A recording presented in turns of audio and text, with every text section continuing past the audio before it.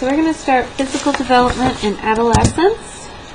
Now, early adolescence begins around age 11 and adolescence ends around 18 to 21. Now, adolescence in the early period is where we see puberty beginning, and there's a lot of rapid physical changes.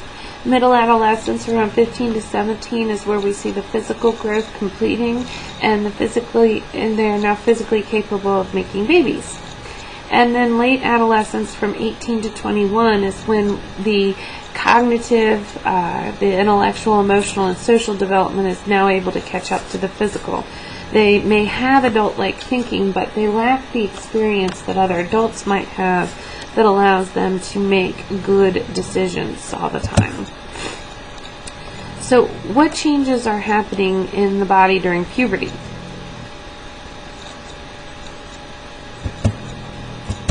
So, some of the different changes we're seeing with puberty is the adrenarche and the gonarche of hormonal changes. Now, puberty is the time when all of the sexual organs are maturing and you become capable of reproduction. Now, we'll look through the model where we see how all of this is occurring, but basically what we're seeing with adrenarche is when the pituitary glands signal the adrenal glands to start producing higher levels of androgens, and that begins around age 8. Around 10 for girls and 12 for boys is when we see gonadarche. This is the process where we see the brain stimulates the hypothalamus to release a signaling molecule to stimulate the pituitary gland to produce a range of hormones that activate the gonads. The gonads produce higher levels of androgens for males and estrogens for females. Our gonads are the testicles for males and the ovaries for females. Now, these hormones are monitored by the hypothalamus. This whole system is the hypothalamic pituitary gonadal axis, the HPG axis. And now we don't know exactly what's triggering puberty, but it's probably influenced by a combination of genetics and environment. For example, if your same-gendered parent began puberty earlier, was like an early bloomer, you probably will be too. Now, across cultures, we see a variety of different ways of marking this movement into the transition to adulthood. For example, in Jewish families, they mark the son's 13th birthday with a bar mitzvah ceremony and celebration. You see a quinceañera, a Latin American celebration for a 15th birthday. It constitutes a mass and a party for the transition for the girl from childhood to adulthood. These Amish adolescents are having their Rumspringa, and this is a time where they're able to explore the outside world culture and have a lot more freedom where they can kind of decide whether they actually want to be baptized into the Amish church or leave the community. First, Jenny got it. Then stupid Vicky got it. And I tried everything to get my period. Nothing. So, I faked it. Looks like Florida. Yeah, I got it. It's so red. Cherry Slush Club. Blood Sisters. They bought it. Hey, Katie. What's this? What do you think it is? I'm on my ladies' days. What do I think it is? Rubylicious nail polish. But she doesn't need to know that. We have to celebrate. No, we don't. Oh, it's family tradition. We're throwing you a first moon party. What the hell is a first moon party? Oh, it's one thing to lie to me, but to take that tone, it's on. Hi, do you make vagina cakes? Hello? Then, people started showing up at my house. Grandpa, nice to see you. Oh my God. You're so grown up. My grandparents, my friends, This is so weird. my mom's friggin' co-workers. There she is. Hey, I got you the super pack. These are coffee filters. Yeah, I wasn't sure what brand you liked. I just didn't expect my mom to be such a freak. Pin the pad on the period. All right, separate up. Pin the pad on the period? Seriously? Do you know how hard it is to find a uterus pinata? I used to like marshmallows. Not anymore. This next one's for Katie, and the weirdest birthday party ever. Mic drop. I'm a queen bee. baby, come get it. No When things couldn't get worse, Surprise! my dad showed up. What are you doing? You're missing the magician. You need to stop this. No one is having fun. What are you talking about? This party is a hit. Your grandpa is bobbing for ovaries like a champ. I faked it. Well, maybe you should open this first. Period starter kit. Aren't you gonna ground me for lying? Why do you think I threw you the first moon party? Would she think I wouldn't know? Periods don't have glitter on them.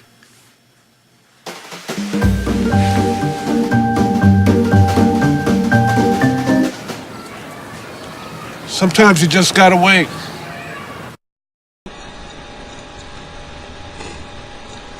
So here's our model where you can see the adrenarche and the gonarche.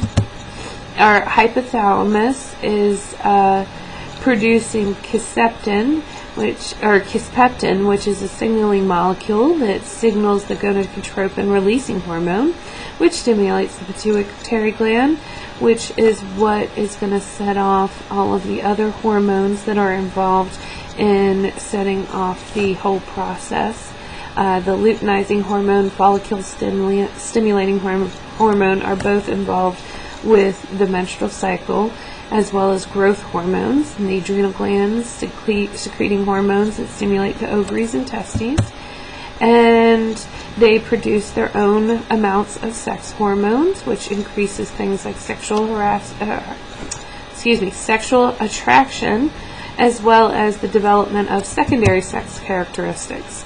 The pituitary gland is also stimulating the ovaries and testes to produce estrogens and androgens, which also stimulate the development of secondary sex characteristics, as well as the primary sexual characteristics.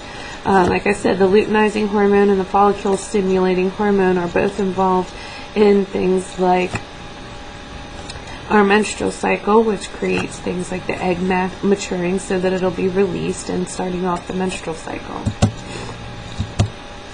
Now, the adolescent growth spurt is part of what the pituitary gland is signaling with the growth hormones. And this is an important part of the overall puberty process. Now, our adolescent growth spurt is one of the most rapid periods of growth. It is the most rapid period of growth since infancy. On average, it starts about 10 for girls and around 12 and a half for boys.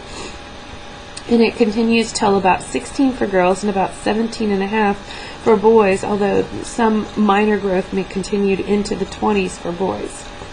Individuals also gain about 40 to 50% of their adult body weight during adolescence. You'll see boys' shoulders broaden relative to their hips, adding on more muscles. For girls, the hips broaden and they add more fat onto their hips, legs, arms, and trunk. You can see the total height really getting more rapid there around the time of about 10 for girls and about 12 and a half for boys. That growth spurt is a really important kind of signal that puberty's begun for a lot of boys and girls. And you can see it again here on the chart. We've seen this chart in here before showing that sudden spurt of growth. Now, primary and secondary sexual characteristics are an important part of the puberty development. Primary sexual characteristics are any of those involved with actual reproduction. Our secondary sexual characteristics are any of the other changes that are also happening to make the body look more adult-like. So as far as primary sexual characteristics go, we have the ovaries, fallopian tubes, uterus, vagina, and clitoris in females, and the scrotum, testes, prostate gland, and penis in males. Secondary are things like pubic and armpit hair, breast development, and changes in the body shape. Now, the sequence is fairly standard, but there is variation by gender and race and how much time it takes to complete the sequence. For girls, we typically see the breast buds and growth spurt beginning, and then pubic hair developing, and then menarche, or the onset of the first menstruation, somewhere around 12 and a half to about 13 for white girls, around 12 for black girls, and around 12 for Latina girls. For boys, we see it starts with an enlargement of the testes and changes in the color and texture of the scrotum. The penis then begins to enlarge. Then we see the pubic and underarm hair. Then we start to see the voice changes. This generally hits around the midpoint of the growth spurt. And then maturation of the seminal vesicles and prostate gland. And then they have the spermarchy, the first ejaculation around 13 and a half. Now you can see a secular trend has been occurring over the last 100, well, a little more than 100 years, where the onset of the first menstrual cycle has been steadily happening earlier and earlier across many industrialized nations. Now, we don't see the same secular trend for males. One of the biggest reasons probably for this is that we have better nutrition overall. Puberty tends to be a fairly energy-intensive process. Also, if you are not getting enough nutrition, you don't have the capabilities of supporting the growth of a baby in your body. So for girls, we might see this menstruation happening earlier as their bodies are now capable of supporting the developing fetus. Now, for girls, early puberty is associated with negative outcomes like a poorer body image, depression, even dropping in school performance. They're more likely to engage in early sexual behavior, smoking, abusing alcohol and drugs, as well as having trouble with developing friendships. And we see this across multiple ethnic groups. However, later maturing girls have fewer problems. Early maturation may initiate a developmental cascade that leads to behavior problems. They attract the attention of older boys who may expose them to risky behavior. The mature sexual impulses are ahead of their immature ability to assess risk and make decisions. And the ideal body type for much of the U.S. is tall and slim, and early maturing girls tend to be shorter and heavier by age 15 or 16, which may lead to poorer body image. Now, early maturation is only one risk factor, which can be exacerbated by other risk factors, such as family conflict and deviant peers. Early maturing boys are advantaged because they fit the cultural ideal of being strong, tall, and muscular. They tend to be more successful in athletics, more self-confident, and more popular among peers. They are also rated as more physically attractive by their peers and tend to hold leadership positions at school. The risks are that they have a greater likelihood of early sexual activity, smoking, drinking, and delinquency. Late maturing boys are more likely to lack self-confidence, are more prone to anxiety and depression, have lower average grades in school, and consume alcohol more frequently than early maturing boys over the course of the adolescent years. Now we're going to take some time to take a look at how the brain is changing. 15 years ago, it was widely assumed that the vast majority of brain development takes place in the first few years of life. Back then, 15 years ago, we didn't have the ability to look inside the living human brain and track development across the lifespan. In the past decade or so, mainly due to advances in brain imaging technology such as magnetic resonance imaging or MRI, neuroscientists have started to look inside the living human brain of all ages and to track changes in brain structure and brain function. So we use structural MRI, if you like, to take a snapshot, a photograph at really high resolution of the inside of the living human brain. And we can ask questions like, how much grey matter does the brain contain, and how does that change with age? And we also use functional MRI, called fMRI, to take a video, a movie, of brain activity when participants are taking part in some kind of task, like thinking or feeling or perceiving something. So many labs around the world are involved in this kind of research, and we now have a really rich and detailed picture of how the living human brain develops. And this picture has radically changed the way we think about human brain development by revealing that it's not all over in early childhood, and instead, the brain continues to develop right throughout adolescence and into the 20s and 30s. So adolescence is defined as the period of life that starts with the biological, hormonal, physical changes of puberty and ends at the age at which an individual attains a stable, independent role in society. It can go on a long time. One of the brain regions that changes most dramatically during adolescence is called prefrontal cortex. So this is a model of the human brain, and this is prefrontal cortex right at the front. Prefrontal cortex is an interesting brain area. It's proportionally much bigger in humans than in any other species, and it's involved in a whole range of high-level cognitive functions, things like decision-making, planning what you're going to do tomorrow or next week or next year, inhibiting inappropriate behavior, so stopping yourself saying something really rude or doing something really stupid. It's also involved in social interaction, understanding other people, and self-awareness. So MRI studies looking at the development of this region have shown that it really undergoes dramatic development during the period of adolescence. So if you look at grey matter volume, for example, grey matter volume across age, from age 4 to 22 years, increases during childhood, which is what you can see on this graph.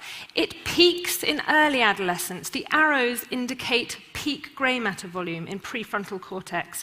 You can see that that peak happens a couple of years later in boys relative to girls, and that's probably because boys go through puberty a couple of years later than girls on average. And then during adolescence, there's a significant decline in grey matter volume in prefrontal cortex. Now that might sound bad, but actually this is a really important developmental process because grey matter contains cell bodies and connections between cells, the synapses. And this decline in grey matter volume during prefrontal cortex is thought to correspond to synaptic pruning, the elimination of unwanted synapses. This is a really important process. It's partly dependent on the environment that the animal or the human is in that synapses that are being used are strengthened and synapses that aren't being used in that particular environment are pruned away. You can think of it a bit like pruning a rose bush. You prune away the weaker branches so that the remaining important branches can grow stronger. And this process, which effectively fine-tunes brain tissue according to the species-specific environment, is happening in prefrontal cortex and in other brain regions during the period of human adolescence. So a second line of inquiry that we use to track changes in the adolescent brain is using functional MRI to look at changes in brain activity across age. So I'll just give you an example from my lab. So in my lab, we're interested in the social brain. That is, the network of brain regions that we use to understand other people and to interact with other people. So I like to show a photograph of a soccer game to illustrate two aspects of how your social brains work. So this is a soccer game. Michael Owen has just missed a goal and he's lying on the ground. And the first aspect of the social brain that this picture really nicely illustrates is how automatic and instinctive social emotional responses are. So within a split second of Michael Owen missing this goal, everyone is doing the same thing with their arms and the same thing with their face. Even Michael Owen, as he slides along the grass, is doing the same thing with his arms and presumably has a similar facial expression. And the only people who don't are the guys in yellow at the back. And I think they're on the wrong end of the stadium, and they're doing another social emotional response that we all instantly recognize. And that's the second aspect of the social brain that this picture really nicely illustrates, how good we are at reading other people's behavior, their actions, their gestures, their facial expressions, in terms of their underlying emotions and mental states. So you don't have to ask any of these guys, you have a pretty good idea of what they're feeling and thinking at this precise moment in time. So that's what we're interested in looking at in my lab. So in my lab, we bring adolescents and adults into the lab to have a brain scan. We give them some kind of task that involves thinking about other people, their minds, their mental states, their emotions. And one of the findings that we've found several times now, as have other labs around the world, is part of the prefrontal cortex called medial prefrontal cortex, which is shown in blue on the slide. And it's right in the middle of prefrontal cortex, in the midline of your head. This region is more active in adolescents when they make these social decisions and think about other people than it is in adults. And this is actually a meta-analysis of 9 different studies in this area from labs around the world, and they all show the same thing, that activity in this medial prefrontal cortex area decreases during the period of adolescence. And we think that might be because adolescents and adults use a different mental approach, a different cognitive strategy to make social decisions. And one way of looking at that is to do behavioral studies, whereby we bring people into the lab and we give them some kind of behavioral task. And I'll just give you another example of the kind of task that we use in my lab. So imagine that you're the participant in one of our experiments. You come into the lab, you see this computerized task. In this task, you see a set of shelves.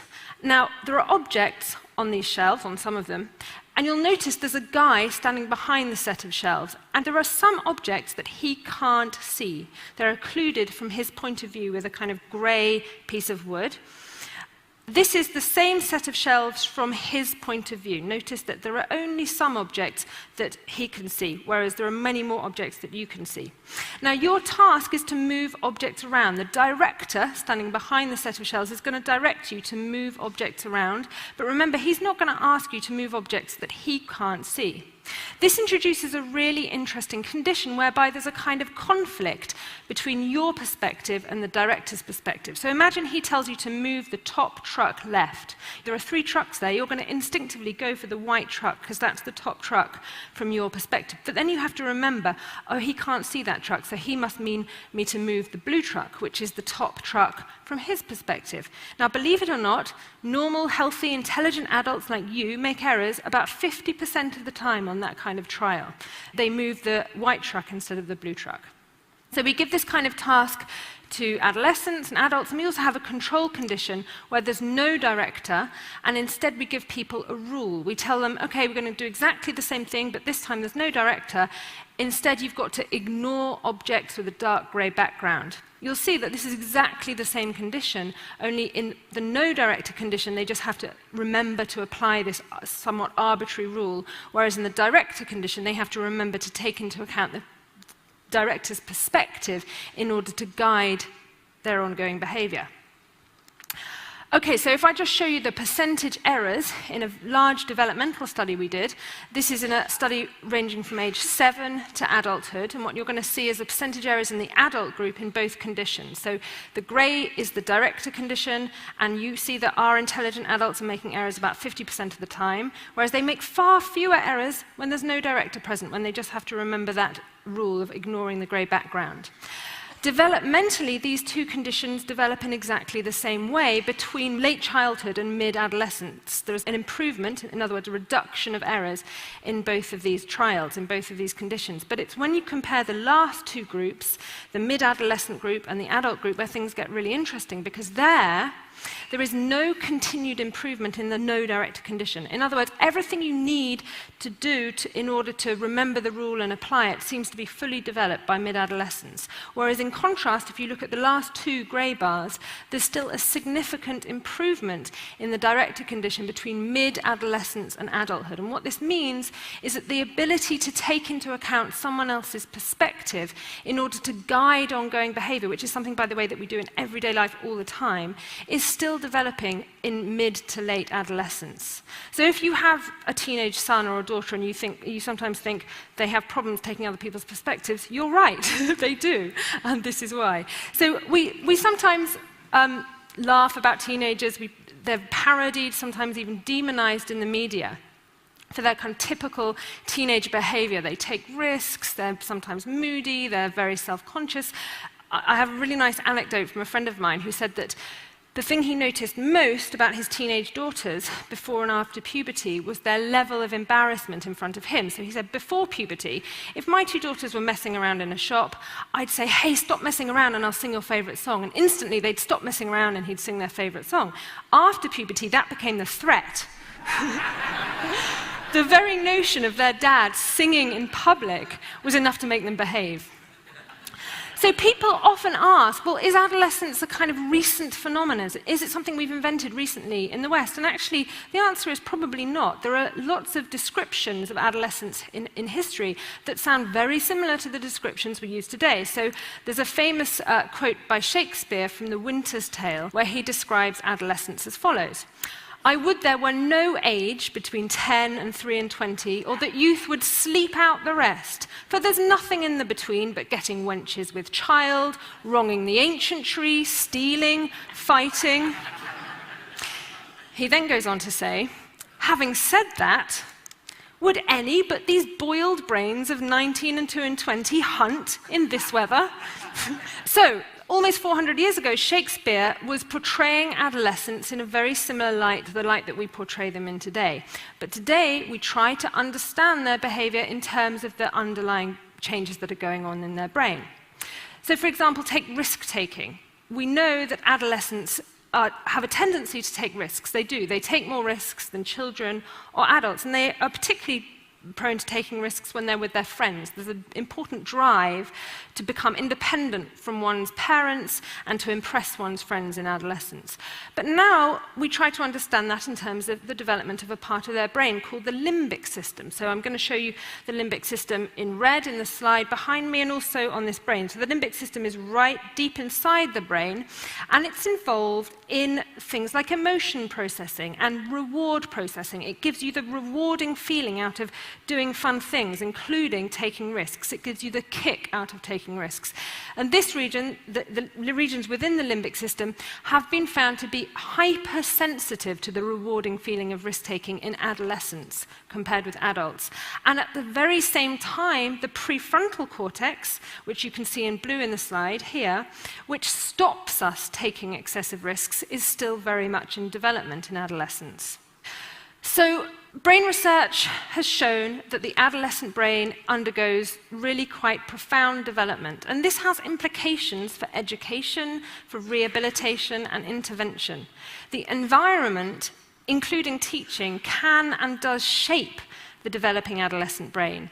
And yet it's only relatively recently that we have been routinely educating teenagers in the West. All 4 of my grandparents, for example, left school in their early adolescence. They had no choice. And that's still the case for many, many teenagers around the world today. 40% of teenagers don't have access to secondary school education. And yet, this is a period of life where the brain is particularly adaptable and malleable. It's a fantastic opportunity for learning and creativity. So what's sometimes seen as the problem with adolescence, heightened risk-taking, poor impulse control, self-consciousness, shouldn't be stigmatized.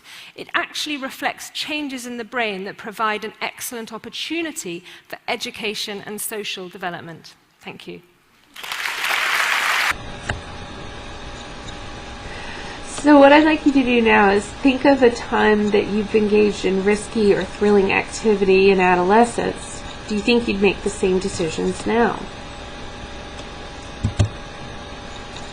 So the most prominent brain changes in adolescence include the maturation of the prefrontal cortex. Now this is happening as myelination increases.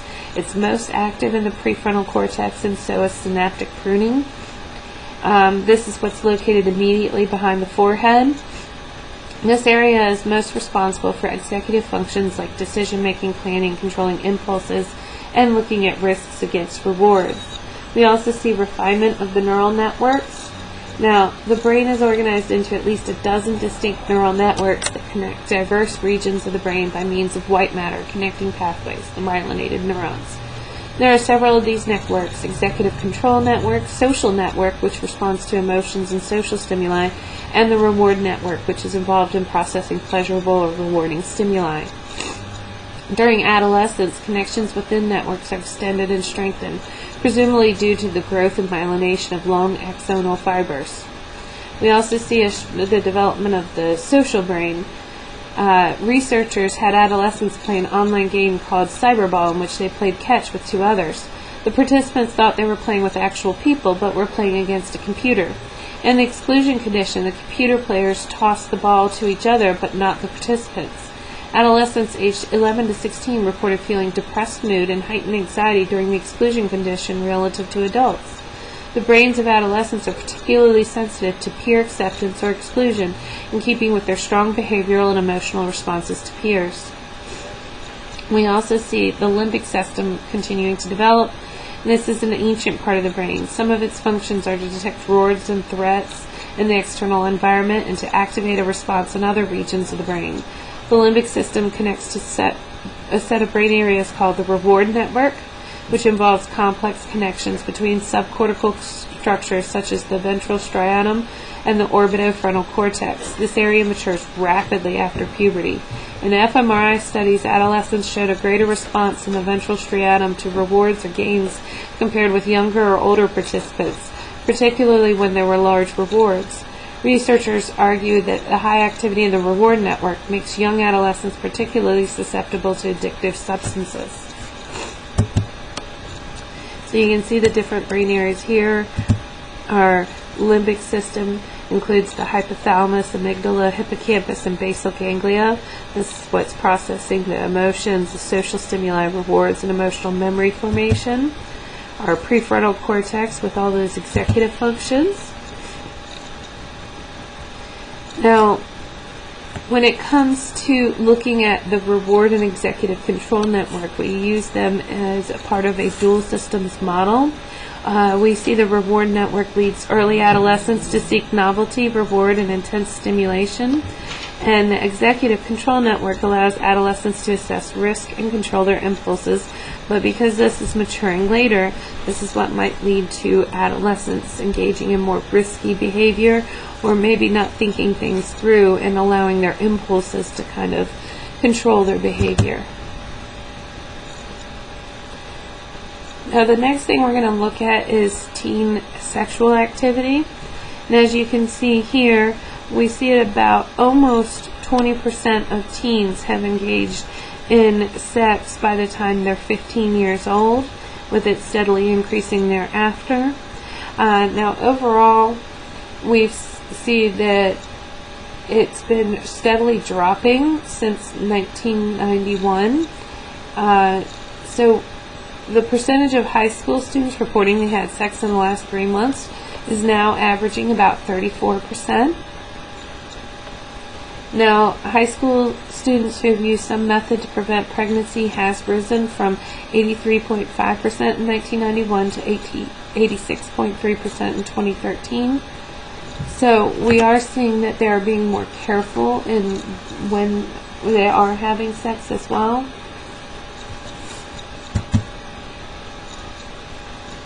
Now, some of the things that will influence whether an adolescent will engage in sexual activity includes how they get along with their parents. Teens who communicate more openly with their parents are more likely to delay sexual activity by at least a year. There's other individual characteristics like being more impulsive, engaging in delinquent behavior, or having low educational aspirations. Their social experience is like if they've had a difficult time, whether it be with their parents divorcing, living with a single parent, or using alcohol and drugs. Peers are also an important influence as well. Adolescents are more likely to engage in sexual intercourse if they believe that their peers are and had gained social status as a consequence. Peer influence is especially strong when parental communication about contraceptives is inadequate. We also see perceptions of power. Cultural norms set up men as initiators and women as gatekeepers, so women may engage in sex even though they do not want to out of fear of displeasing their boyfriends. When it comes to adolescent sexual behavior, we also want to look at sexual minority youth.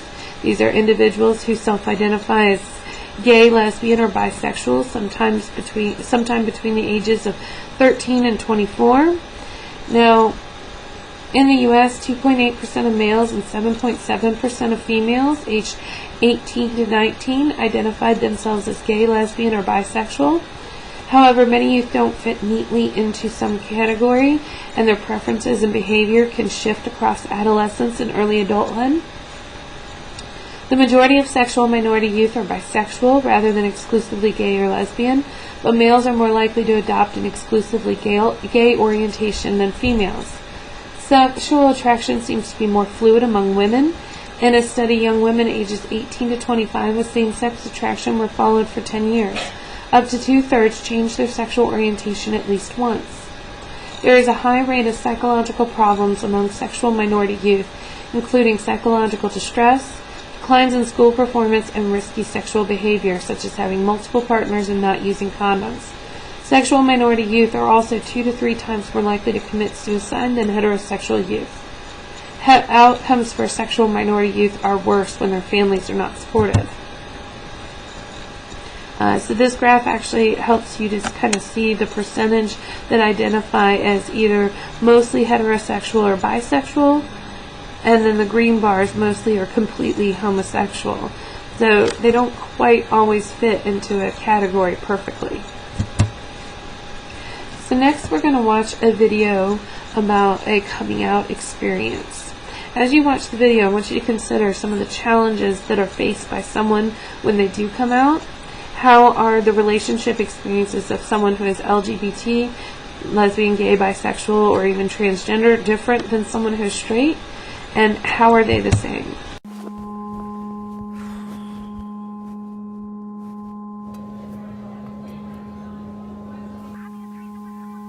Do you have a condom?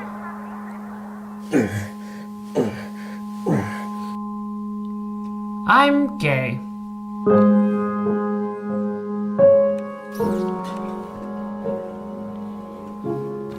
I'm gay. I'm gay. I'm gay. I'm gay. Oh. I'm gay. I'm gay. I know. I'm gay.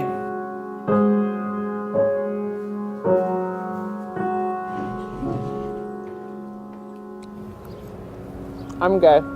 No, you're not. You never even kissed a girl.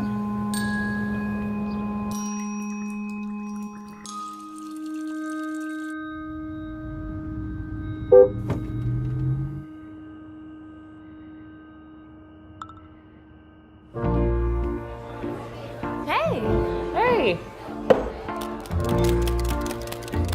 Fight.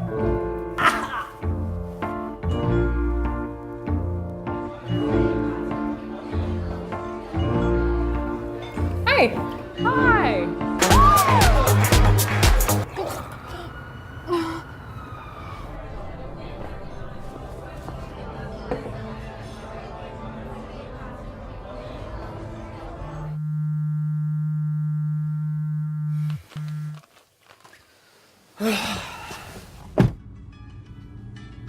Hey.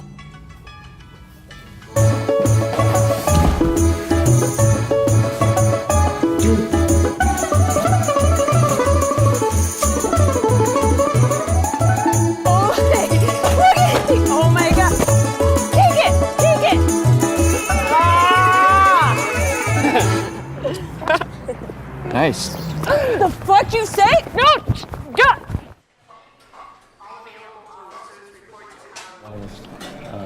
There's like a...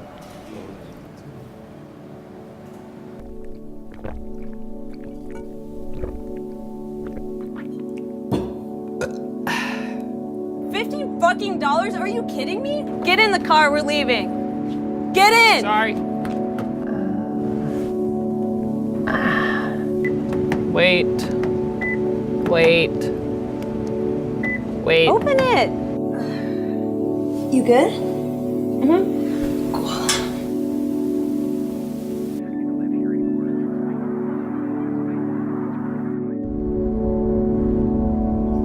Sorry.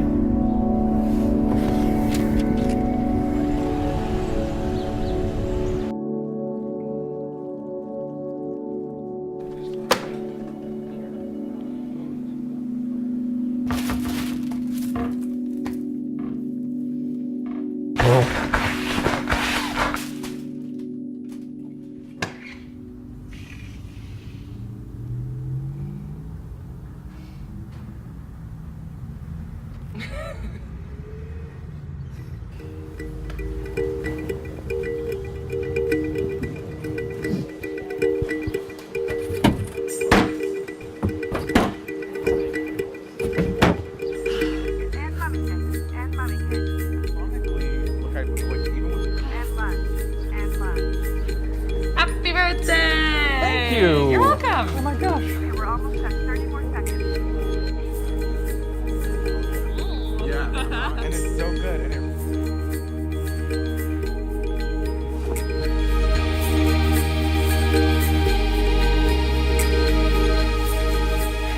Hi.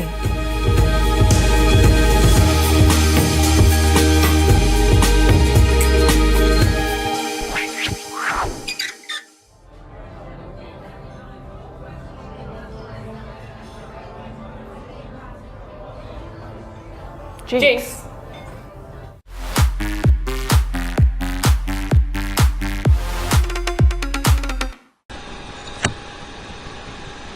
Now, adolescents are 25% of the sexually active population, but account for 50% of the new cases of STIs, or sexually transmitted infections. Now, the reason they're more vulnerable is that they're more likely to have multiple sexual partners for short durations. They don't use protections consistently. Both condoms and microcidal vaginal gels must be used for maximum effect. They engage in oral sex more often than intercourse, and many are unaware that oral sex can be a significant mode of transmission of chlamydia, gonorrhea, and herpes. They may have less access to health care or be embarrassed to ask for it, allowing infections to go untreated. Preventative efforts need to focus on multiple variables, including family, peer groups, school, neighborhood, and wider culture like the media.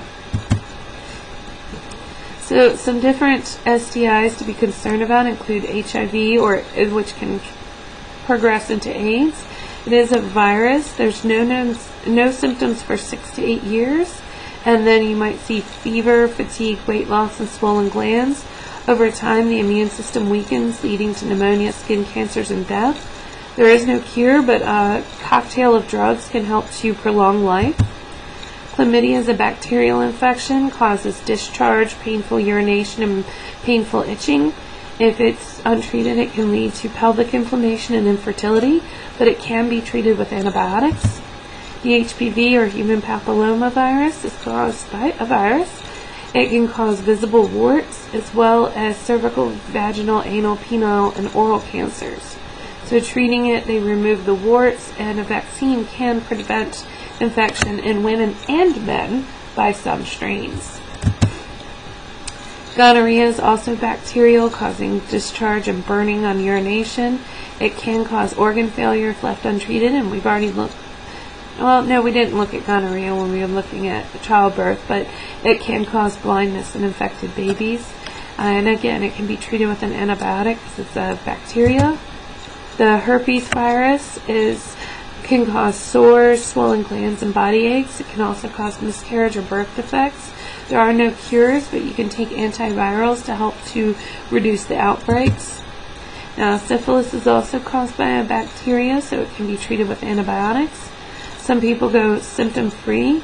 In the primary stage, it causes a painless chancre, and a secondary stage of rash, flu-like symptoms, organ failure, and death after 5 to 20 years. And it can also cause birth defects. Hepatitis is a virus that causes liver inflammation, vomiting, and jaundice. There are no cures, but vaccines can prevent infection. And trichomoniasis is caused by a protozoan. It causes pain, burning, or itching in the penis, urethra, or vagina. Common cause of vaginitis. You can take an antimicrobial to treat it. Now, when we look at teen pregnancy, we have seen it decline from about 12% in 1990 to 6% due to an increased number of adolescents who delay sexual intercourse and using contraceptives. But the birth rate is still higher than most other developed nations. Now, some of the risk factors include living in poverty, with the related problems of having a poor educational system, poor economic opportunities for families, crime-ridden neighborhoods, conflict within a family, low levels of parental involvement, and early initiation of sexual activity. We also see that it's more likely in students who have low school achievement, those who have aggressive behavior, and those who associate with deviant peers. For those who, with low expectations about educational and occupational achievement, getting pregnant may not seem as much of a disruption compared to those who see more possibilities for themselves. And some of the consequences are they are less likely to finish school, get married, and get a good paying job. Mothers generally interact less successfully with their babies and can be punitive or neglectful as parents. Children may experience difficulties in school and problems with aggression, and are more likely to become teenage parents themselves. Teenage mothers who finish high school, find a stable job and partner, and who avoid having additional children until they are financially stable experience fewer negative consequences. And you can see that overall rate, teen birth rate, has dropped significantly. But we do still see that it is higher in minorities, including blacks and Hispanics. Now, two different types of programs that are aimed at trying to educate students. We have our abstinence-only education. Now, the sexual education program that is only going to teach abstinence from sexual activity as the only means of avoiding STIs in teenage pregnancy, whereas comprehensive sex education looks at the use of condoms and other contraceptives, as well as information about STIs and the day-to-day lives of pregnant teens. Abstinence-only programs do not seem to be effective. Comprehensive sexual education programs seem to be much more effective overall. Now, fewer than half of adolescents actually eat the recommended numbers of servings of fruits, vegetables, dairy products, and whole grains. More than 2/3 exceed the recommendations for fat, especially saturated fats, are sugars and sodium. When you have a poor diet, it increases your risk for a whole host of health conditions, including heart disease and diabetes. 2012, more than 1/3 of adolescents were overweight or obese. One of the recommendations for teens is 60 minutes of moderate to vigorous exercise per day. Other health issues include sleep problems. More than half of 15 to 17-year-olds sleep 7 hours or less each night, even though they need 9 hours.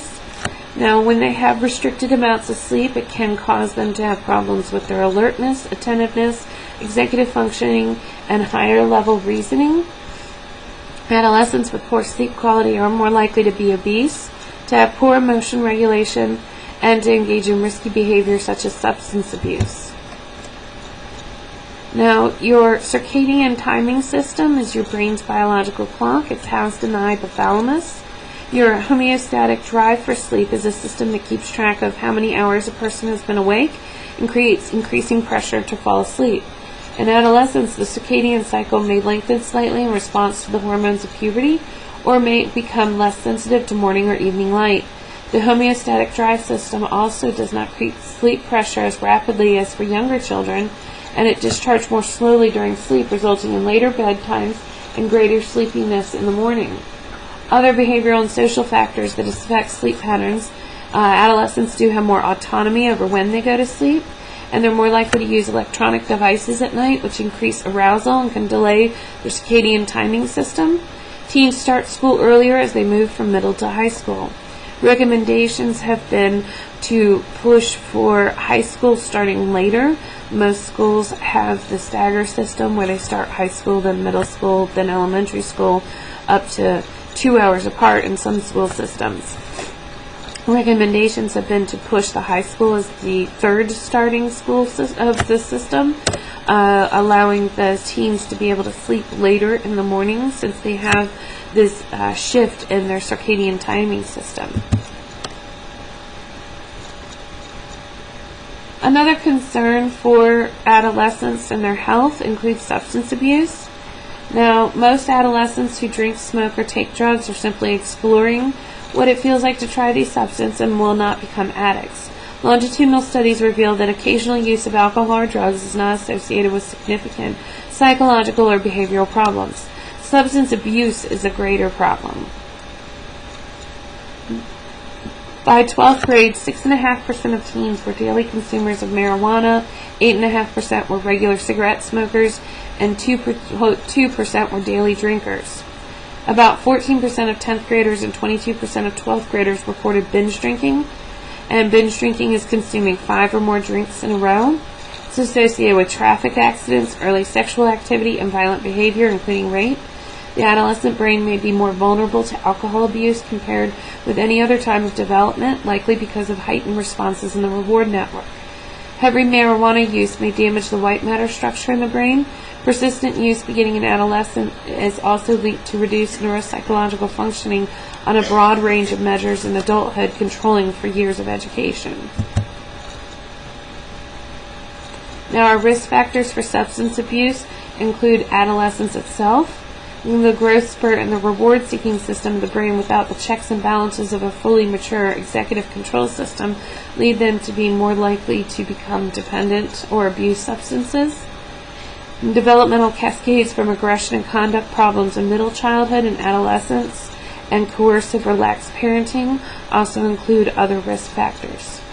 Now, successful programs are ones that improve parent-child relationships in early and middle childhood, increasing parental involvement in school and other activities, helping preteens learn effective methods of coping with stress and peer pressure, and reducing the social acceptability of drug and alcohol abuse among the peer group.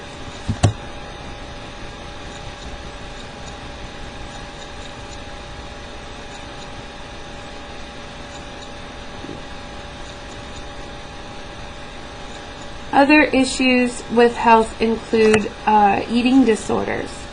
Now, anorexia nervosa is a disorder in which individuals severely restrict their eating. They often become significantly underweight, but they still continue to believe they're overweight. They deny they need to gain weight and even refuse any sort of intervention. They will still have a very distorted perception of what they look like. Bulimia nervosa is consistent with symptoms of repeated binge eating. Now, a binge is consuming more food in a single sitting than an average person would. Binges can be anything from several hundred calories to even a few thousand calories in a single sitting. And they feel guilt and shame, but they also felt out of control with the binge, like they couldn't stop. And afterwards, they will use some form of purging, using laxatives or inducing vomiting to try to prevent weight gain. People with bulimia are often average or above average weight, however, because even when using vomiting, they're not able to get rid of all of the food before they are consuming some of the calories. We also have binge eating disorder, and this is involving recurrent binges and feelings of shame, but there's no purging behavior, so these individuals are frequently overweight.